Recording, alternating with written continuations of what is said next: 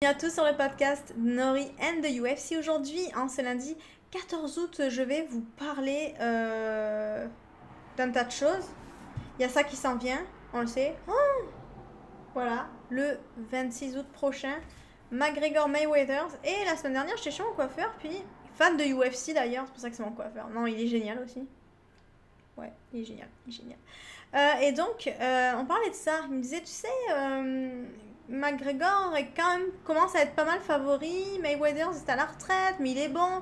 Qu'est-ce que tu penses de ça, toi? Tu crois qu'il pourrait créer la surprise, McGregor? Et on parlait de ça. Et puis moi, je lui ai dit, ben, ouais, ça se peut. Et j'ai justement pensé à cette idée de vidéo, de parler d'un top 5, justement, des plans qui ont foiré.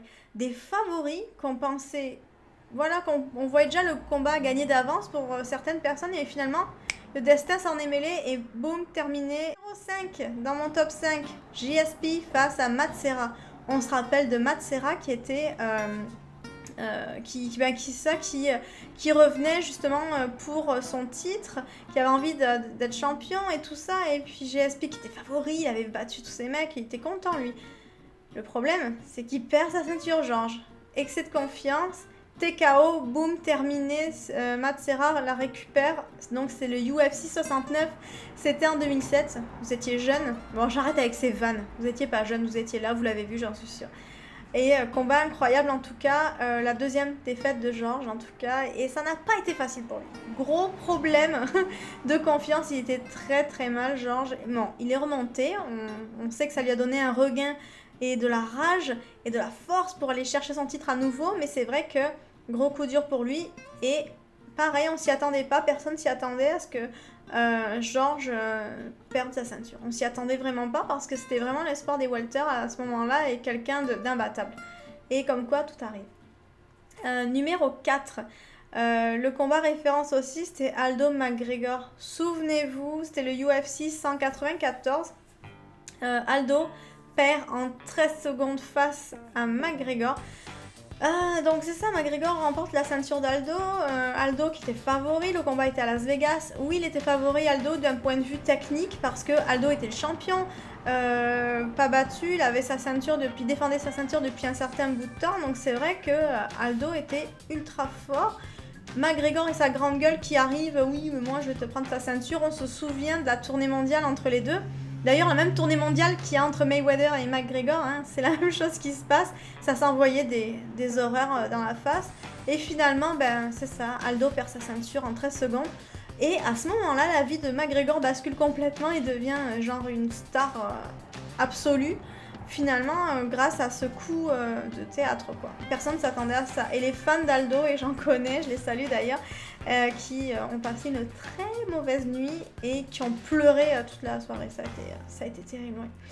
Et moi, j'étais contente. Bon, moi, c'est vrai que j'adorais aussi le fait que McGregor débarque comme ça et dise moi, je vais te la prendre, la ceinture. Et j'y croyais, puis j'étais quand même satisfaite. C'était impressionnant. Numéro 3. Holly Holm face à Ronda Rousey. Souvenez-vous de ce combat incroyable aussi, UFC 193.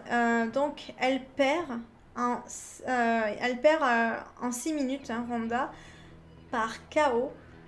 Holly Holm, hein, ça rigole pas, hein, c'était une championne de kickboxing, elle avait rien à prouver, elle arrive normale. Et puis c'est vrai que Ronda était ultra médiatisée, favorite. Le public l'adorait, elle était une star, elle a fait connaître le UFC, elle a développé.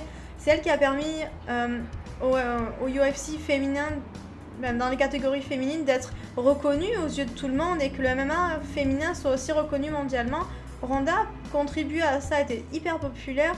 Je me rappelle à ce moment-là, il y avait des t-shirts, il y avait des posters, c'était la fille qui avait battu tout le monde en 40 secondes dans la cage, enfin c'était n'importe quoi. C'était juste, l'emballement était malade. Elle disait même dans des interviews qu'elle allait battre Mayweather.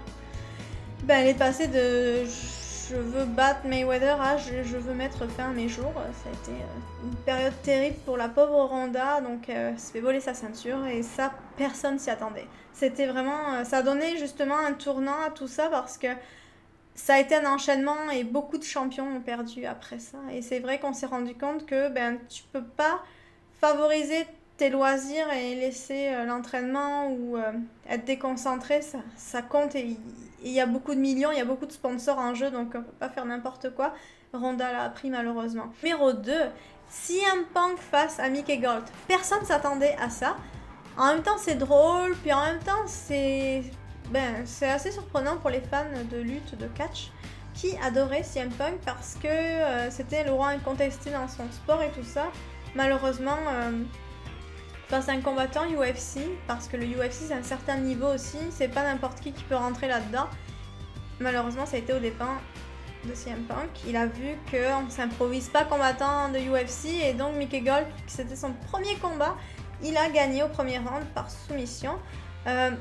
Voilà, et donc là, parfait exemple d'un gars qui s'est entraîné, il a mis 2 ans, mais malheureusement, il a mis 2 ans pour venir en UFC, malheureusement, mais c'était pas payant et apprendre la lutte, le jujitsu, ça s'apprend pas en 2 ans, quoi. On peut pas être bon en UFC avec juste 2 ans de jujitsu, c'est juste impossible, c'est impossible. Donc voilà, des grosses surprises aussi, bon ça a fait beaucoup rire, mais fallait quand même avoir les couilles d'aller dans la cage, aller se battre, fallait y aller. Bon, il y avait de l'argent, je suis d'accord, mais quand même fallait y aller. Fallait oser faire ça. Numéro 1. Mon numéro 1, vous allez vous dire, ah, elle va encore parler de McGregor. Oui, je parle encore de McGregor et de ce combat juste incroyable. Donc c'était Diaz McGregor, c'était le UFC 196, hein, donc assez récent. Diaz va gagner au 2e round par soumission à Las Vegas, donc forcément Conor était ultra favori, mais on se remet à peine de la défaite de Ronda qui perd sa ceinture, et là McGregor, il n'y a pas de ceinture en jeu parce qu'il combat dans les welter. McGregor qui a tout gagné, du moment où je vais aller dans les welter, je vais être champion des welter, pourquoi pas. Malheureusement, le mur, quoi. Diaz est très fort et très bon en lutte, extrêmement imprévisible aussi, et c'est ça. Malheureusement, ça a mal tourné pour McGregor. Et voilà, comme Ronda, c'est le succès, les excès qui l'ont rattrapé à McGregor. On est moins dans les entraînements, on a moins la tête au combat, on a tendance à s'ouvrir trop, à être déconcentré, c'est ça qui est arrivé, il a perdu. Et voilà, tout ça pour vous dire que tout peut arriver et que McGregor peut peut-être gagner ce combat. Oui, je vais gagner, je suis sûre.